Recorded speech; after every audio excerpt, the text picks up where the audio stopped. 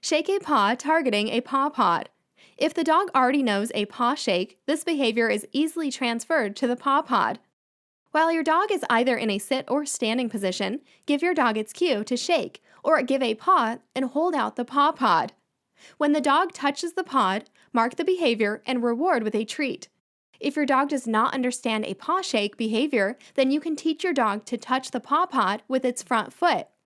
Try holding the pod close to the front of the dog and wait to see if the dog will touch it.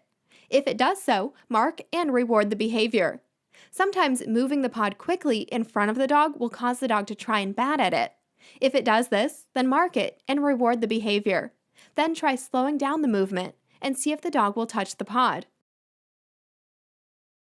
Front feet up on paw pods. The goal of this exercise is for the dog to put both front feet on a paw pod, thereby shifting weight to the rear limbs and engaging the core muscles. Because the dog has to get both feet on the pods independently, it is also improving body awareness and coordination. You can indicate the pods by either pointing to them or wait for the dog to step on them. Reward when the dog has both front feet on the pods. The dog should maintain a symmetrical stand with front feet under the shoulders and stifles under the hips.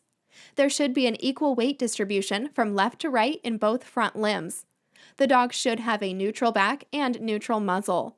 When teaching this exercise, start slowly with 1 to 2 seconds of hold time and build to 5 to 10 seconds as the dog begins to understand the exercise.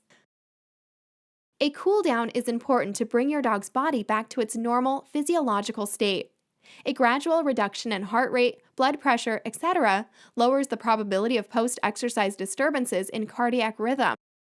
Similar to the warm-up, the cool-down will promote arterial circulation, which aids in the effective removal of metabolic waste and rebalancing of oxygenation within muscle cells.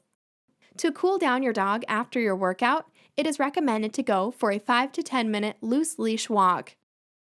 If you would like to learn more about additional exercises or how to find a certified fitness trainer in your area, please visit our website at www.fitpawsusa.com.